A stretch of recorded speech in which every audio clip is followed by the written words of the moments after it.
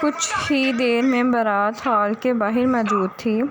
Hall में इनका इस्तकबाल नहायत शानदार तरीके से किया गया। तीनों दुल्हों को इनकी जगह पे बिठाया गया। सियाल इन सबको हॉल में छोड़ता हुआ ब्राइडल रूम की तरफ बढ़ा, जहाँ तीनों दुल्हनें पहले ही तैयार बैठी थीं। सियाल जब रूम में गया तो सहर सामने ही दुल्हन बनी बैठी थी। तो कुछ देर तो सियाल अपनी आंखों पे यकीन न आया। क्या आप सहर हैं? सियाल सहर के करीब जाकर नहायत मसमाना अंदाज में पूछने लगा। सियाल के इस सवाल पे सामने खड़ी माही समेत सबकी हंसी निकल गई, जिस पर सियाल को खुद भी अपने बात पे हंसी आ गई और सहर को कंधे से थाम कर अपने सामने खड़ा किया और सर पे बोसा देते हुए अपने साथ ही लेकर हॉल की तरफ बढ़ गया। माही और सारा भी दोनों दुल्हनों को लिए हॉल में आ गईं। तीनों के एक साथ स्टेज तक लाया गया और रास्ते में इन पर गुलाब के फूलों की बरसात की गई। आर्यन सहर को स्टेज तक लाने के लिए खुद ही नीचे उतर गया। सहर भी इसका हाथ थाम कर आगे बढ़ गई, जिस पर पूरा हाल तालियों, सीटियों और हुटिंग से गूंज उठा। आर्यन को सहर शहजादी लग रही थी, जो सिर्फ इसकी थी। स्टेज तक जाते ही कुछ ही देर में रस्में शुरू हो गईं। सियाल की नज़रें मुसलसल माही पे थी, जो साड़ी पहने इसे सिर्फ अपनी शहजादी लग रही थी। दूध पिलाई की रस्म में बहुत शोर मचा, हर तरफ से डिमांड पे डिमांड की जा रही थी। सारा के साथ सियाल भी दूध पिलाई की रस्म में साथ थी। आप दूध रहने। जब सारा ने 1.5 लाख से नीचे ना आई तो आर्यन के किसी कज़न ने पीछे से हाँक लगाई। आप दूध रहने दें, हम 1.5 लाख की तो खुद ही भैंस खरीद लेंगे और रोज़ दूध पी लेंगे। इसकी बात पे सब हंस पड़े, जबकि सारा को तो लग गई वो भी कौन सा सबसे कम थी। चलें ठीक है भाईजान, फिर चलें, फिर हम आपी को घर ले जाते हैं। उन्होंने भैंस खरीद कर इसे ही आर्यन भाई के साथ रुखसती रखनी है, वहाँ फिर आपी का क्या काम। सारा सियाल को कहती हुई उठी तो आर्यन ने प्यार से इसका हाथ पकड़ कर अपने साथ वापस बिठाया। चुप करो सब, मेरी छोटी सी सारी साहबा को नाराज़ कर दिया है। आर्यन सारा के हाथ में पूरी रकम रखते हुए कहने लगा, थैंक यू भाई। सारा खुश होकर कहती हुई वहाँ से जाने ही लगी थी जब वो अचानक से वहीं रुकी।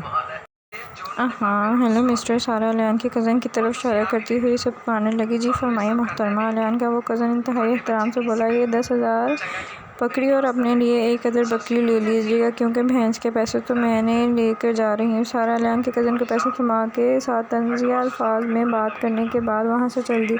सारा की बात पे सभी मुस्कुरा कर इसकी बातों पे इसे दाद देने लगे, जबकि आर्यन का वो कज़न भी मुस्कुरा दिया। रुखसती के वक्त सहर की जब आंखों में आंसू आए तो इसके ने साथ ही इन्हें वहीं रोक दिया और सियाल के सीने से लगकर आहिस्ता से हाथ इसके सीने पे मारा तो वो हंस दिया। अब इसी तरह रहना, ओके? मुझे दोबारा आपकी आंखों में आंसू नजर ना आए। सियाल ने इसे अपने से अलग करते हुए तंबीह किया। अल्फाज में कहा। राफिया और वहाब अपनी दुल्हन को लेकर वहाँ से जा चुके थे, जबकि आर्यन ने सहर को अपने घर लेकर जाना था, इसलिए सहर को गाड़ी में अपने साथ वाली सीट पर बिठा कर इसे ने खुद ड्राइविंग सीट संभाली और सबको खुदा हाफिज़ कहते हुए वहाँ से चल दिया।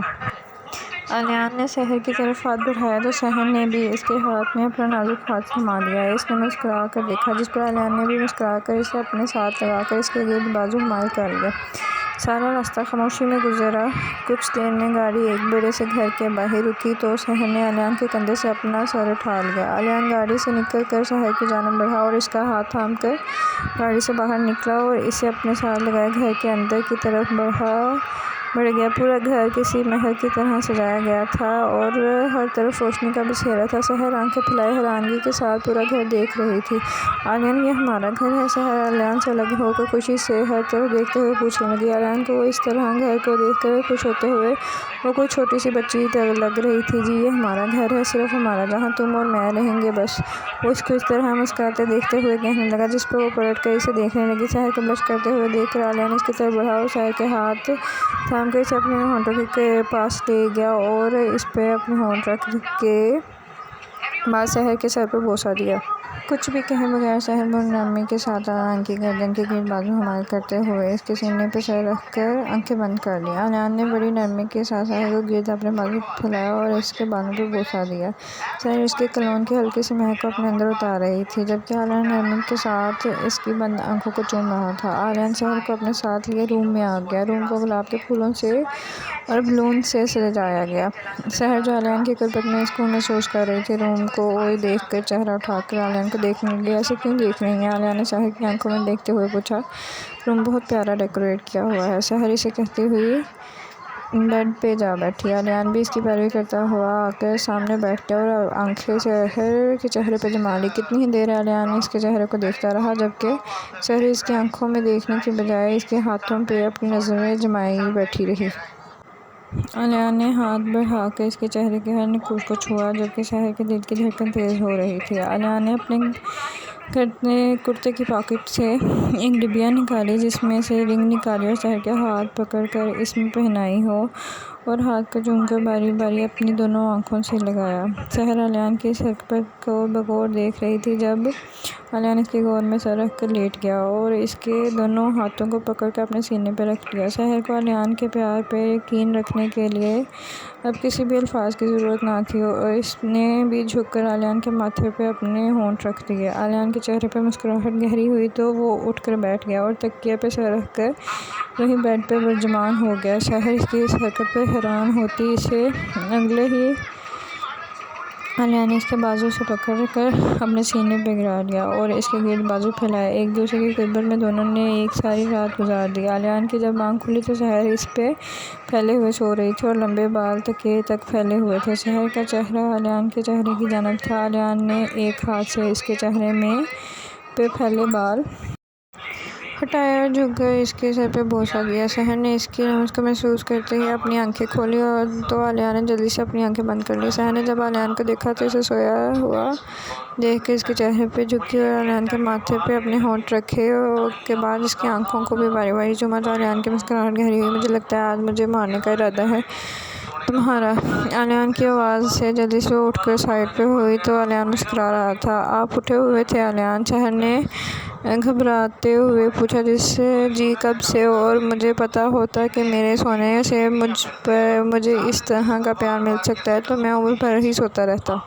आलिया ने शरारत से कहा तो सहर का चेहरा गुलाबी से सुर्ख हो गया। सहर अपने बाल समेट कर उठने लगी तो आलिया ने इसे बाजू से पकड़ के खींचा, जिसका वो तकिया पे जा गिर गया और बाल बिखर के उसके चेहरे पे आ गए और साथ ही आलियान इस पर झुक गया। आलियान ने बाल साइड पे किए तो फिर से ज़ोर से आंखें बंद कर रखी थी।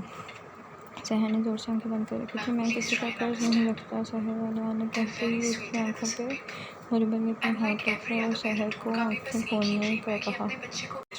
सहर ने आहिस्ता से अपनी आंखें खोली तो आलियान इस पर झुका इसको देख रहा था। जाने ही इस पर झुका देखता रहा जब मोबाइल की बेल से दोनों होश में आए। आलिया ने कॉल रिटर्न की तो सहर ने इसको सलाम करने के बाद पानी पाने को उतरा दी। सहर ने जाने की कोशिश की तो आलियान ने कॉल के दौरान भी इसे ना छोड़ा। कॉल कट करने के बाद वो दोबारा फिर से इसकी तरफ मुतवज्जो हुआ। आलियान जाने में माई बाबा आते होंगे, सहर ने मासूमियत से कहा तो आलियान इस पर मज़ीद झुका और अपने इसके होंठ पे अपने होंठ रख लिए और तो साथ ही सहर का हाथ भी छोड़ दिया। मैं तुमसे बहुत प्यार करता हूँ सहर, मुझसे कभी दूर जाने की बात मत करना। तुमसे दूरी मैं बर्दाश्त नहीं कर सकता, तुमसे दूरी सिर्फ मेरी मौत है सहर। आलियान सहर पर पूरी तरह झुके इसके कान के करीब कह रहा था। आलियान ने कहकर इसके सर पे बोसा लिया और इसे प्यार होने का कहकर खुद रूम से बाहर चला गया। जब रूम में आया तो सहर तैयार हो रही थी। वो इस पे नज़र डाले बिना कपड़े उठाकर वॉशरूम में चला गया। जब फ्रेश होकर बाहर निकले तो सहर होने में महसूस की। आलियान ने रोता इसे देखकर भाग के उसके पास आया। आलियान को लगा जैसे किसी ने इसकी दिल में छुरियाँ चला दी हों। सहर मेरी जान क्या हुआ है, क्यों इस तरह रो रही हो? आलियान इसका चेहरा अपने हाथों में लिए सहर जब इसे रोने में लगी हुई थी। आलियान ने इसे अपनी तरफ खींचकर अपने सीने से लगा लिया। सहर प्लीज़ कुछ बोलो वरना मेरा दिल बंद हो जाएगा। आखिर क्यों हुआ, क्या हुआ है? आलियान इसके बालों पे हाथ फेरते हुए पूछ रहा था। आप मुझसे नाराज़ होकर बाहर चले गए थे आलियान, इसलिए मुझे देखे बिना आप वॉशरूम में चले गए। सहर रोती हुई आलियान से ही इसकी शिकायत कर रही थी। ऐसी बात नहीं है मेरी जान। आलियान ने अपनी जान से नाराज़ होकर कहाँ जाएगा आलियान, सहर को खुद से अलग होते हुए कहा। सच में नाराज़ नहीं है आप सहर? आलियान के चेहरे पे हाथ फेरते हुए पूछा। नहीं मेरी जान, बस अब वो नहीं जो रोना देखो का आंखों का हालात बना लिया है। देखो तुम्हें तरस नहीं आता मक्का? आलियान अपनी उंगलियों के कोड़ों से इसके आंसू साफ करते हुए कहने लगा। शहर का चेहरा गुलाबी से लाल हुआ तो आलियान इसकी तरफ बढ़ता इससे पहले ही डोर बज गई। लो आ गए मेरे साले साहब। आलियान मुस्कुराता हुआ उठ के गेट खोलने चल गया। आलियान ने जैसे ही गेट खोला माही धीरे से इसे साइड पे करती हुई चली आई, जबकि इसके पीछे आलियान के मामा बाबा और हीरा थी। आलियान से मिलने के बाद माही के पीछे लगकर मोटी रुको। आलिया ने जैसे ही आँख लगाई आलियान के बच्चे, मैंने कितनी बार तुम्हें कहा है मुझे मोटी ना कहा करो। आज बच्चों मुझसे तुम माही से मारने के लिए गुलदान उठाए उसके पीछे भागी। आलियान भागकर अपने रूम में जाने लगा। तभी उसे सियार और सारा के साथ इनके माँ बाबा लाउंज में आते नजर आए। वो सियार की तरफ भागा और इसके पीछे होकर इसे अपनी ढाल बना लिया। साले साहब देखिए मोटी आप इकलौते घर के धमाल को मारने पे तुली है। आलियान माही की तरफ इशारा करते हुए कहने लगा। जबकि माही ने सब कुछ जो देखा और अपने हाथ में पकड़ गुलदान को देखा तो इसे आलियान पर मजीद गुस्सा आया। चलिए आप जाएं और मार खा कर वापस आएँ, हम यही नाश्ते पे आपका इंतज़ार कर रहे हैं। सारा आलियान के सामने से हटकर कहने लगा। आलियान ने इसे मुंह खोले देखने। जी क्या मुझे अपनी जान बहुत प्यारी है। मैं माही से पंगा देखकर भरी जवानी में इस दुनिया को छोड़ के जाना नहीं चाहता। सियार के इस तरह कहने पे आलियान को आज वाकई अपने आप पर कैसा आ रहा था कि इसने वाकई गर्द वक्त माही वसी बुला कर छेड़ा है। माही के साथ वहाँ मौजूद सब सियार की बात पे हंस लिए।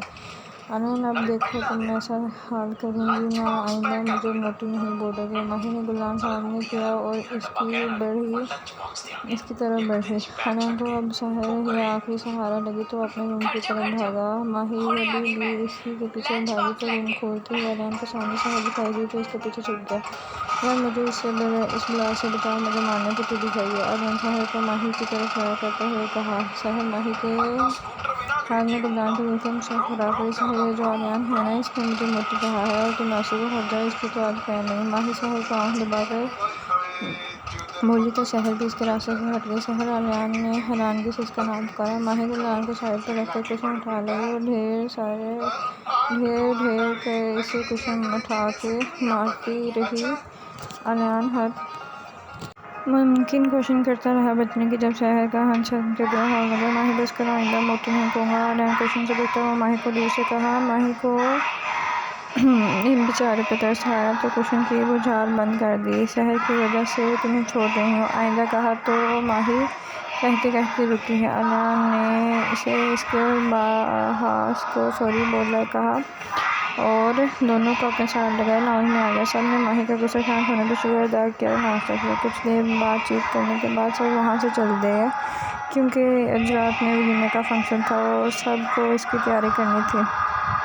सब के जाते ही आलियान शहर की तरफ मतवजा हुआ और इसकी आंखों में नमी देख कर इसे अपने साथ लगा लिया। शहर को इसकी तरफ अपने साथ लगाए रूम में चला गया। शाम में तीनों फैमिलीज हॉल में मौजूद थी और माही भी मारिया के साथ आज जल्दी हॉल में पहुंच गई थी। अभी तक तीनों जोड़ियों को आने में कुछ देर था। सब मेहमान और मेज़बान गुफ्तगू में